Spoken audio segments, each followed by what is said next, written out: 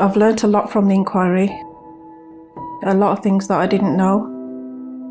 A lot of things are coming out that we really didn't have a clue about. People we didn't know that were involved in all of this. As far as from Horizon Fujitsu Post Office. Also getting to meet a lot of postmasters as well that have been through this situation.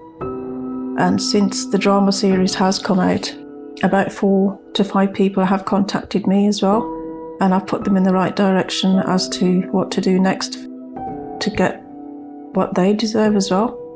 Because there's a hell of a lot of people out there that are still suffering and they've kept quiet. Yeah. And we had a sort of prep within ourselves before we got to that scene. And James basically, the whole time through, just kind of trusted us so much, the director, James Strong, which was incredible in terms of being able to bring something so sensitive and painful to life. We talked through the technicalities of it, and then we kind of just went for it. And it kind of took care of itself, because at the point where the ambulance come in, the world of it just took over. I think it's one of the most, the only word I can think of is profound things I've experienced, because it felt like it was just life. Like it all made sense at that point with everything that this character has been through. As dark as it is to say it, that moment made sense for me as this character, because there's only so much a person can take. My name's Dr. Gary Crotaz, and I'm a coach, podcaster, and award-winning author of The Idea Mindset, a book about how to figure out what you want and how to get it. The unlock moment is that flash of remarkable clarity when you suddenly know the right path ahead. When I'm in conversation with my coaching clients, these are the breakthroughs that are so profound that they remember vividly where they were, who they were with, what they were thinking when their unlock moment happened. In this podcast, I'll be meeting and learning about people who have accomplished great things or brought about significant change in their life. And you'll be meeting them with me. We'll be finding out what inspired them, how they got through the hard times, and what they learned along the way that they can share with you. Thank you for joining me on this podcast to hear all about another Unlock Moment. Hello, dear listener, and welcome to another episode of the Unlock Moment podcast. This is a very special and unique episode indeed. If you're based in the UK, then you will be very aware of the ongoing Horizon scandal affecting former post office employees memorably brought to life in the ITV drama Mr. Bates versus the Post Office. It's become a national scandal and drawing comment and intervention right up to the top of government. As at the time of recording, the government has introduced new legislation to overturn the convictions of subpostmasters who are the victims of the biggest miscarriage of justice in UK history. Faulty equipment and computer software made it look as though money was missing from post office branch accounts, and the subpostmasters' contracts held them personally liable. More than 900 were prosecuted, many went to prison, and many others were financially ruined. In 2017, a group of over 500 sub-postmasters took legal action against the post office, winning almost £60 million in compensation, although most was taken up by legal fees.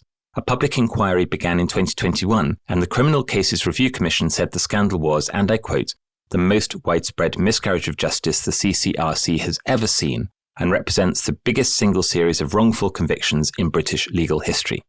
Right now here in the UK, we're all wrapped up in watching the daily live-streamed video from the inquiry, as senior executives and lawyers from the post office are quizzed on what happened and why it went wrong. The TV series has prompted a renewed sense of urgency for action, but most victims of the scandal remain without an apology and without compensation for what they've experienced.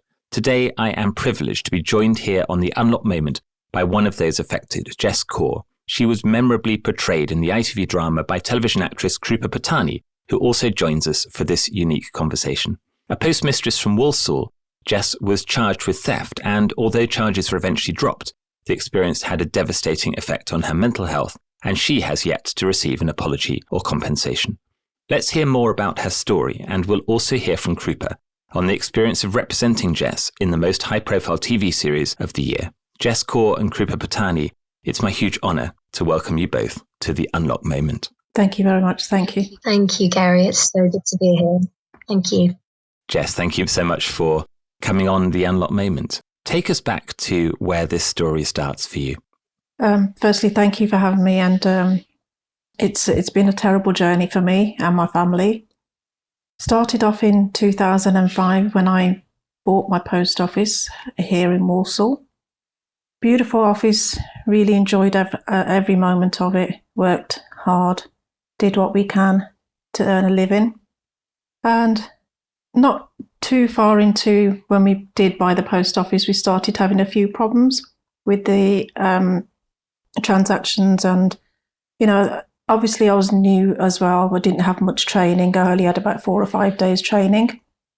So taking you back to where it first started for me, our first problem was with a cheque that went through as cash. Obviously, so that at the end of the night, I was like £900 short. I found the problem and I sorted the problem out. But post office wouldn't leave it at that. They said that I'd taken the cash and they started taking the money out of my wages. I did bring it up and they said that it's still showing short. I said, fair enough, okay, we left it at that. And this is the whole thing about if the system showed that there was a shortfall, your contract with the post office said that the postmaster is personally liable in their wages for any shortfall. Yeah, that's right, yeah. Wow. So any shortages we had to put the money in, or we had to find where it's gone. Basically, we couldn't open the next day until that money was right, because the system won't let you roll over. So we sorted that problem out, but they still took the money. We didn't take it any further because we just thought, okay, it's done.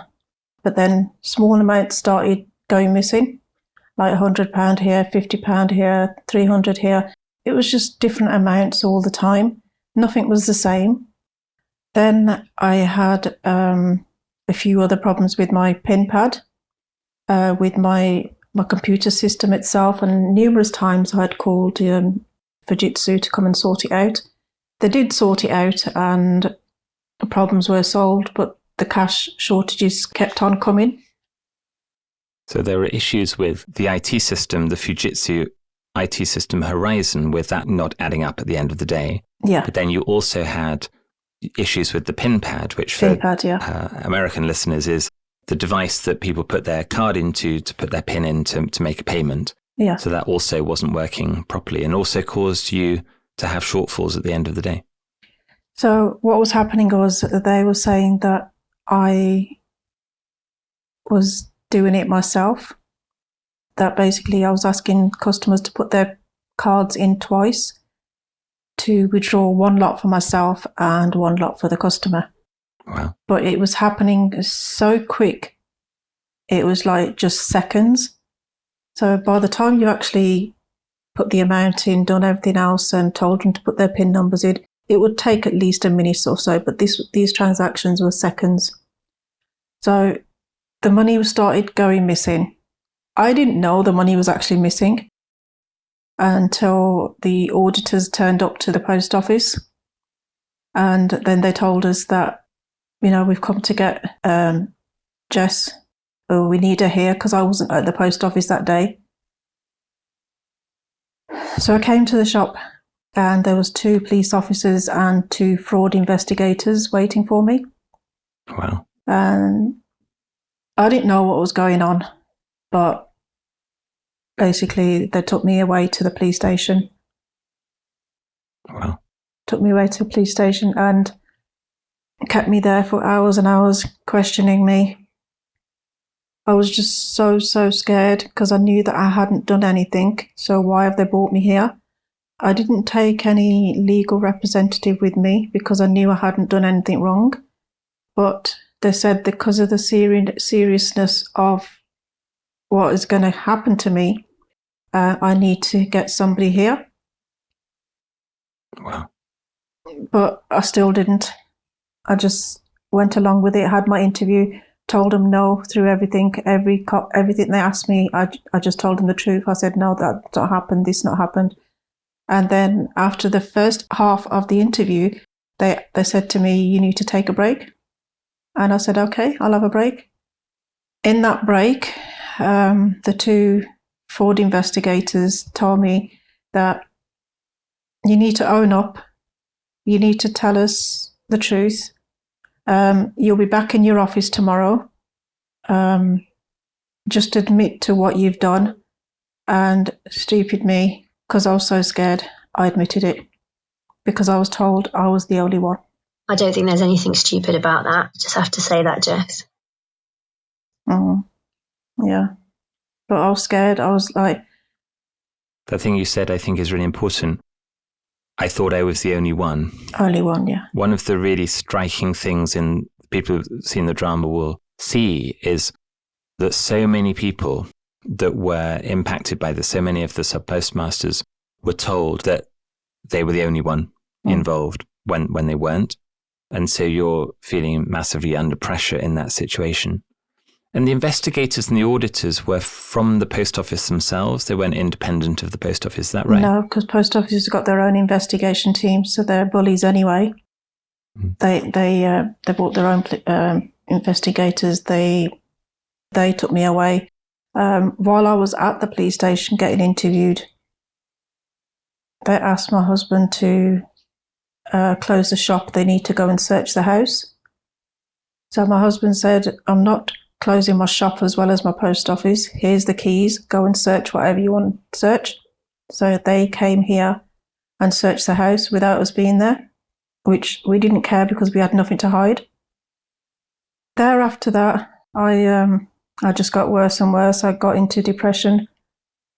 Depression got very bad. I ended up trying to commit suicide. Wow. I tried to commit suicide. I just wanted to end my life because I knew that I'd admitted to something that I haven't done, and I know that I would end up in prison now. So with that over my head, I did try to commit suicide, and I did end up in a mental hospital. And I'm sure everyone listening can hear in what you're saying the impact on you, the pressure on you of the situation happening outside your control, and how you must have felt really out of control with what was happening. Well, I did, because one, I was scared. Two, I was told I was the only one it's happened to. Three, I kept thinking about my children. Do I leave them behind, or do I carry on with my life?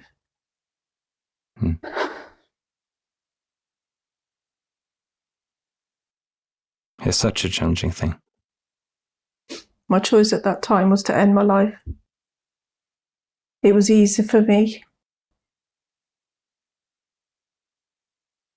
One of the most striking things about the story, and people that will have seen the series, is a subpostmaster called Alan Bates started to realize that this was more than one person who was involved. He'd had something going on with his own post office. And then he started to make connections. And then he eventually brought some people together into a room who'd all been impacted. And that included, at some point, you and your husband. Do you remember the first time that you walked into that village hall and saw other people that were also affected like you had been? Well, Gary, we had a meeting there a couple of weeks ago at Fanny Compton, and I kept saying, I don't remember this place. I don't remember coming here. I don't remember when we came. But everybody's saying, you were sat over there, you came in a little bit late, you was definitely here. That really upset me because I don't remember it. Yeah. And that's a consequence of some of the treatment that you had, wasn't it, for the depression that you were suffering, that it's had some impact on your memory? On my memory, because I had ECT shock treatment to my brain. I got severely depressed, and psychotic symptoms and all sorts were going through my head. And while I was in hospital, the post office sent their own doctors to come and see if I was really there. And then they examined me as well to check whether I was ill or I was faking it. Yeah. Wow. So invasive. So the post office had charged you. You'd felt under pressure to plead guilty. Yeah. But then you changed that plea in time, didn't you? We did, yeah. With help of solicitors and barristers and Alan Bates and everybody else, we managed to change the plea to not guilty. And that was in my favour at that time. But to be honest with you, I wasn't able to attend all my court dates because I was in hospital. And my husband used to have to go on behalf of me, and my brother went a few times as well. So that's how we got through the court proceedings. I wasn't able to go. But the day that we found out that all charges had been dropped, I was like in a daze. I didn't care. I was happy, but I didn't care because I didn't really know what was going on. And here I am today. I'm so moved by you telling the story. I really appreciate you coming on. I think it's really brave of you to come and tell the story in the way you have. And I know for those listening how much it will impact them to hear from you directly how it's impacted you. I can imagine what you must have been through. So it's not only me that's affected, it affected my whole family, my children, my husband, my parents, everybody, Yeah. And it's ongoing now. It's still ongoing now, 15 years later. Yeah. And have you ever received an apology from the post office for what happened? No, not at all. Have you ever received compensation from the post office for what happened? No. So what's going on now with the public inquiry and all of that is really personal to you? It is. I've learnt a lot from the inquiry, a lot of things that I didn't know. A lot of things are coming out that we really didn't have a clue about, people we didn't know that were involved in all of this, as far as from Horizon Fujitsu, post office. Also getting to meet a lot of postmasters as well that have been through this situation. And since the drama series has come out, about 4 to 5 people have contacted me as well, and I've put them in the right direction as to what to do next for, to get what they deserve as well. Because there's a hell of a lot of people out there that are still suffering and they've kept quiet. Yeah. And I think it's important to say that the redress that's been put in place is for a small number of postmasters who were sent to prison, I think, for what happened to them, but for almost all of the hundreds and hundreds and hundreds of postmasters and their families impacted by these things going wrong. There hasn't been anything yet that has compensated you in an apology from the post office. No. How does it feel for you now to feel like you're part of this large group of people and you're supporting each other through the process and you're not alone anymore? I think it's the best thing Alan's ever done, got us all together. Alan Bates, if it wasn't for him, we wouldn't be here today. We probably would have, I don't know where we would have been. We probably wouldn't have got to meet all these people that have been affected. I mean, there's 555 of us, but out of that 555, I've probably just met about 40, 50 of them. But throughout the meetings and when we get togethers, there's a hell of a lot of people that we've not met. Yeah. And it's a different story. Every story is different. And the way they've suffered, their families have suffered. And you and all the postmasters involved, I mean, you owe Alan Bates a lot for bringing everybody together, for being persistent. I mean, he went up to the top of government to make waves and make this all happen. Yeah, he did. We'll never be able to thank him. We wouldn't know how to thank him, to be honest. But he's done it. And we're all here to tell that story. even though it's took a drama series to actually get it highlighted and out there. Yeah. That's a good segue. Krupa, Hey. What did you know of the post office scandal when you were first approached to play a role in a series called Mr. Bates vs. the Post Office? What did you know about it then? To be honest, Gary, I didn't know a lot about it. And I remember talking to my family about the audition, and my dad was like, oh, yes, the post office. Yeah, it's been on the news a couple of times. And I was like, oh, okay. And I just remember being completely bowled over by what the story was in the script and what the context was of these characters. And I was very immediately moved by that. And I couldn't quite accept that it was real, but that sort of immediately felt quite potent in terms of connecting to the script. And when you're thinking as an actor about, you're playing a real person in a real situation, and that situation is ongoing today. There is no sort of, here's how it all ended and everybody lived happily ever after. How did it feel for you preparing for doing that? It felt really important to get the facts right as much as we could. And I was very lucky and grateful that we got to meet Jess and Perm, because I felt like I just wanted to meet you, Jess, because there's something for me as a South Asian female in Britain. It was really important that I met you and was able to be in your presence and kind of just feel the conversations with you, even if we couldn't talk about some of this stuff, because it's so sensitive. The information and what you've been through is horrific. And the fact that you share it so openly is, to this day, incredible to me. And I wanted to just understand you personally. And it felt really important to get the authenticity right, because it's about a real person.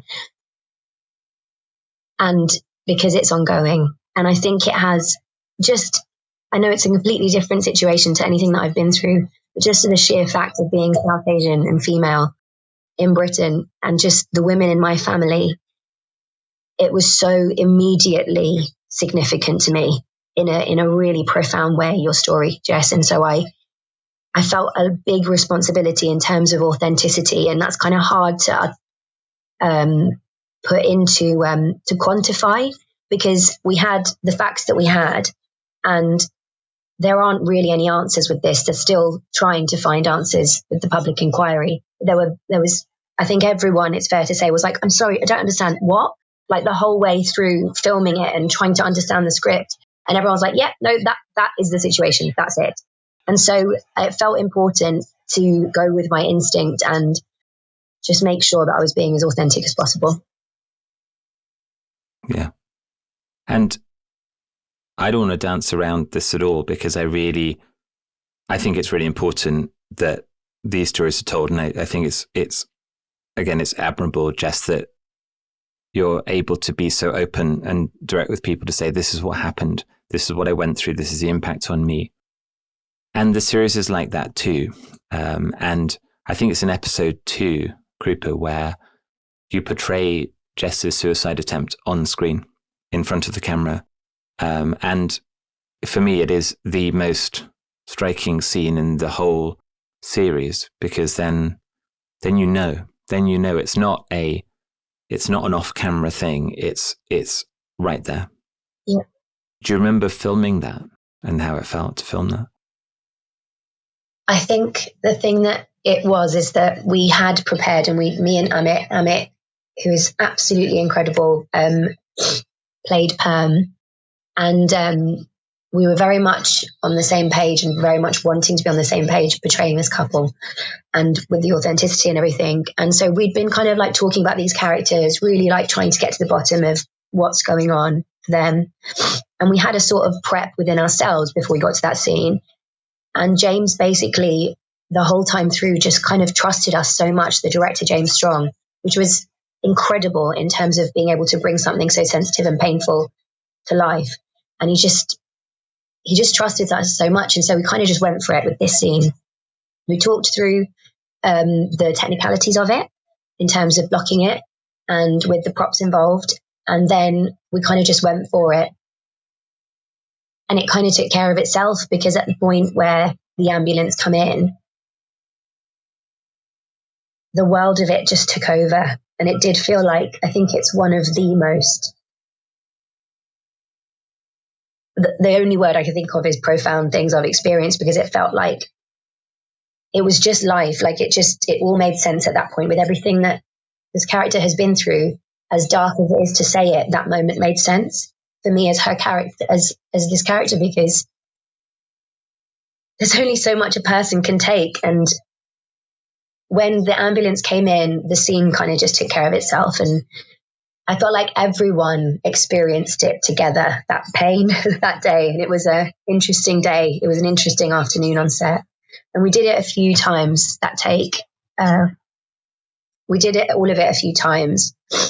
But it didn't need too much, I don't think, because, all the emotion and all the reality of it was quite close to the surface at that point. Yeah. Jess, for you, it must have been unreal having somebody else representing your story on screen. Do you remember the first time you met Krupa and how you felt to meet the person that was going to play your story in the drama? Yeah, we was all very excited. It was actually the week of my son's wedding. So they came on the Wednesday, I think. It just felt really nice that they've travelled all this way just to meet us, which I do know now that it was important for them to do that. Like Krupa was saying, she needed to know how we were acting and how we talked, and just the feel of being with us is probably more important to them than it was to us as well. Yeah. Amit as well. He was absolutely brilliant. Really enjoyed having him over. And then I just wanted your listeners to also know that I was given the option to change my name if I wanted to. And I automatically thought everybody's going to change their name just as it's on TV.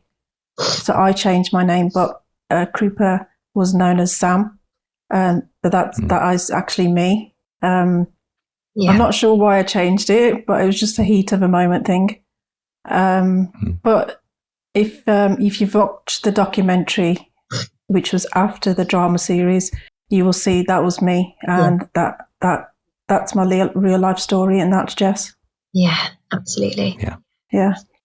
And we just had a very good connection. We all connected really well on the day we met, and then after it was filmed, ITV came to my house, and they did phone me to say, Jess, your episode is quite emotional. Would you like to see it beforehand? So I said yes. So they came to the house and they set up everything here. All my family was here, my children, my husband. Everybody was watching it. I just can't explain the way I felt that day. But the lady that came to show us the documentary, she said to me at the end was, because I was holding onto my blanket, and she goes, you was holding your blanket tighter and tighter.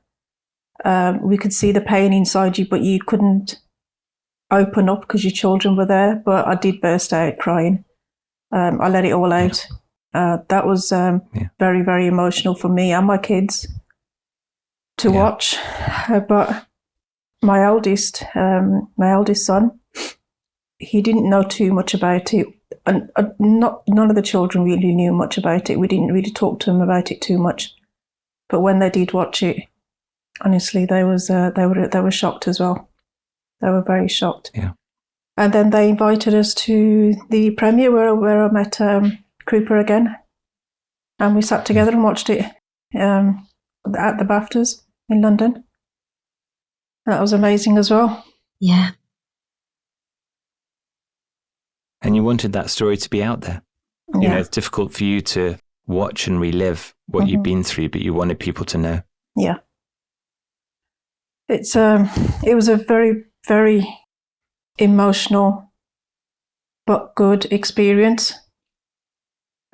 I got it off my chest after 15 years. I kept it bottled in. I went through so much. And I wanted the world to know what I actually went through. And I wasn't the only one, like they kept telling me. I mean, that's so powerful. But now, as the inquiries are going on, all they keep saying is, we can't remember, we don't recall, not sure. That's the only answers they're giving. Yeah. Yeah. You know, so that's just the easy way out, isn't it? Don't remember. But you remember. Yeah, I do. It's all been brought back to me. Slowly, there's things still that I can't remember because I'm still on a lot of medication. But I carry on. I try and carry on with my day-to-day. Yeah.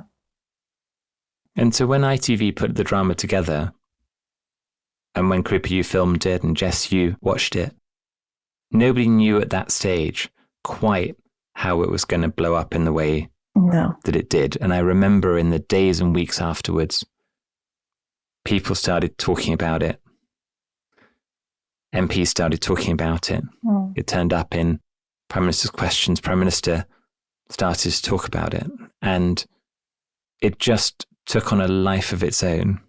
Krupa, do you remember being in the middle of that media storm with all of that happening? Yeah, absolutely. I was completely bowled over by it. I couldn't believe it.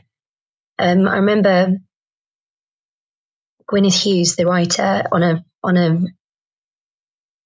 a interview saying it's just another crazy chapter of this story. It's crazy from start to finish, and this is another crazy part of it. And that was the only way that I could articulate it for myself too, because it was very affirming, I have to say, to see that people could be affected by something as much as I felt when I was doing it. And I think that I got the sense that it was pretty important to everyone, you know, and doing it. And yeah, I just remember thinking, wow, like this works. It made me think, which feels like a corny thing to say, but it made me think that people can be inherently good, and they can be so good. And it just gave me faith that people care so much about when they understand the pain of someone, you know, when they're given the opportunity. And I think one of the things that's so striking to me is that when you hear the numbers, they're kind of just numbers. Yeah. But what the series did in telling a small number of individual stories, Jess, your story, Lee Castleton's story, Alan Bates's story, and others, you personify what those numbers mean. And then you say, this is 500 people, 700 people, 900 people who've gone through this, and they're still coming forward. People are still coming forward and saying, I was told it was just me, but actually now I realize that I'm with other people. I think it was what the drama did that was so powerful is that it helped people in the general public and in positions of power to see the real impact on people in a really stark way. And then to say, nobody can understand how this could ever have happened, how it wasn't identified, or when it was identified, it wasn't dealt with. And I think what I'm observing is my observation, but what I'm seeing coming through the inquiry is there were many, many, many opportunities where some of the issues that were going on with the IT system were known about and not addressed, whilst at the same time, prosecutions and the impact on individuals going through this was continuing. So I feel like it could have been stopped much, much, much sooner. And, you know, as a former senior retail executive myself, I struggled to see why it wasn't. That's my personal view from observing what I have seen. And lots of the things that I observe in the way things appear to have been handled, communicated, managed within the post office, some of those kinds of things, I personally just think it's extraordinary that has happened. And I'm glad to see that now it's being played out in a public inquiry and the right questions seem to be being asked and the right people are being brought in front of the inquiry to answer for their involvement in it. Absolutely, yeah. It's really important. And I can't express how much this drama has helped to raise that profile for everybody in the country who's watching what's going on.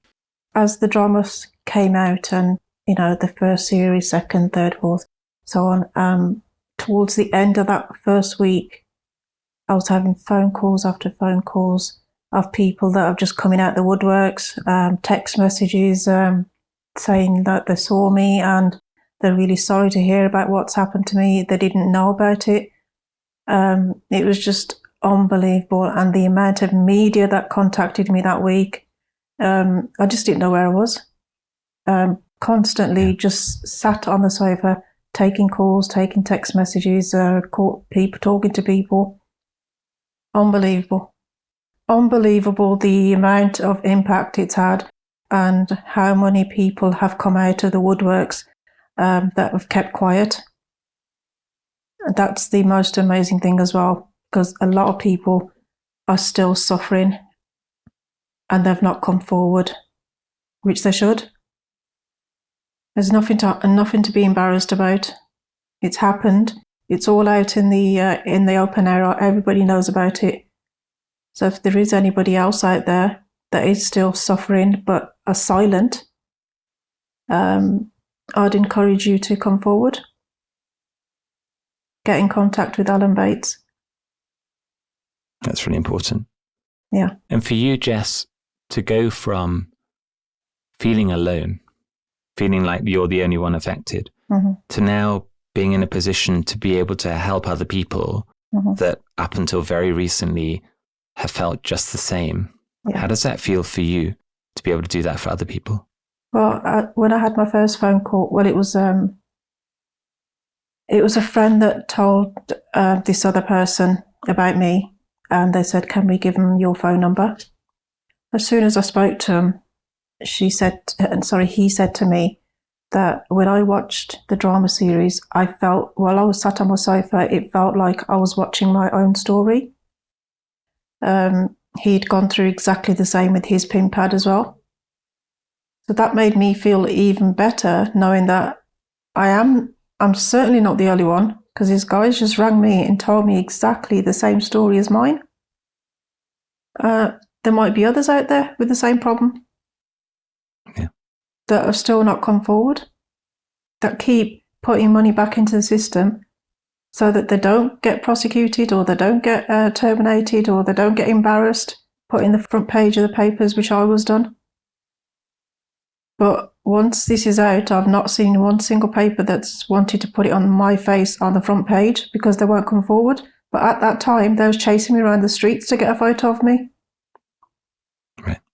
So they put you on the front page when you were the person charged with theft. Yeah. But they won't put you on the front page now when it's the other way around. Yeah. There was an article of me and Krupa in one of the papers, which I was really happy about. I think I did send it to Krupa as well. But they came to me. I'm not going to name the newspapers or anything like that, but they came to me and they wanted my story and I was happy to give it to them.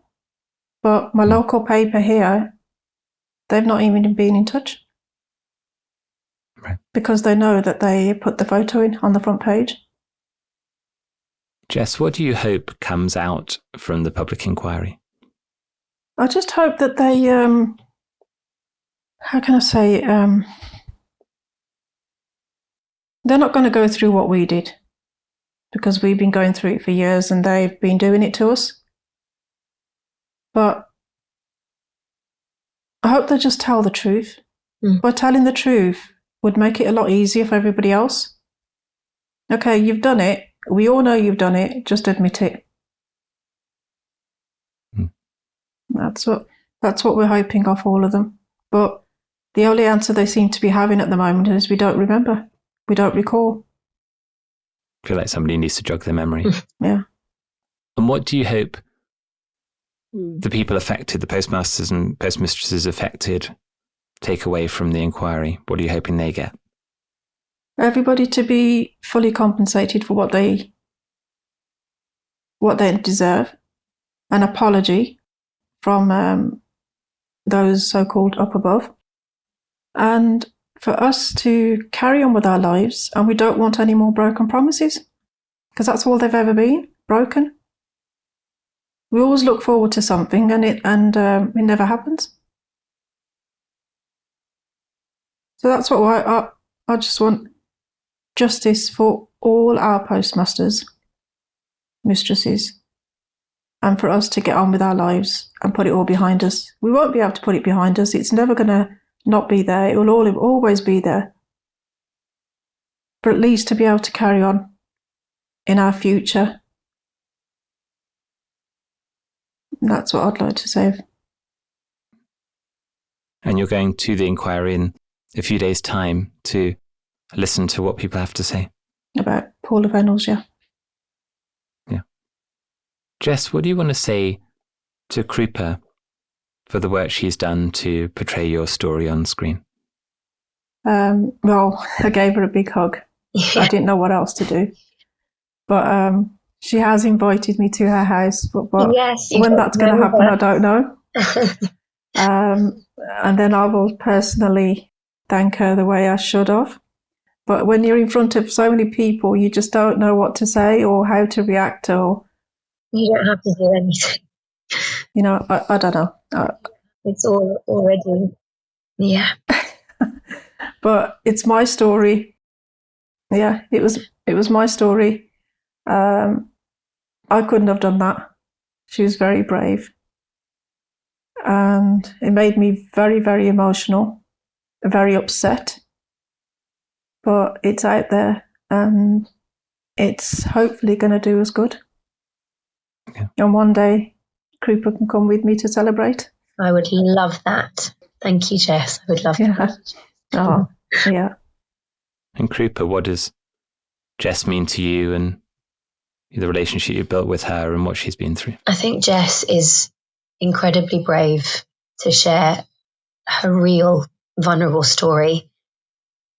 And I'm just completely in awe of Jess and Perm. And it means a lot to me that she would allow people to bring it to the screen and give it to people in that way. It's such a gift. And you've helped so many people, Jess. It means a lot to me personally, just with my life experience to hear your story and to understand it. And yeah, I'm in awe of you and I'm very grateful for Jess. Yeah. There is one question I'd like to ask you as well, Krupa, if you don't mind. Yeah, go for it. How do you feel after you've seen yourself on TV and watched the movie yourself, the drama? Have people approached you and said anything to you about it, or? People haven't recognised me per se from it. I played a character once where I had a very specific haircut, I had half a shaved head, and people always recognise me from that.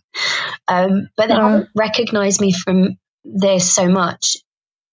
Oh no, that's a complete lie. No, people have. Sorry, they have said, oh, but it's usually in an acting context. Whenever I've gone to a job, people will quietly say, by the way, I saw that, and I thought. It was a brilliant series. And then they start telling me about, and did you know that this has happened? And this, they're telling me about all the things that I was trying to find out about and cared about whilst I was doing it. It feels like a miracle that they're doing that. And it means a lot to me as an actress that people, you know, have seen it and are saying good things about it, just for me personally, but also just for the show. Like, just that people recognize it and see it is something incredible, and that they're compelled to say something about it. It's not about me when they talk about it, Jess. Like, it's kind of more about you. They're like, I need to tell you like about this thing. Like, I really felt something. Do you know what I mean? So I feel really special to be a part of it.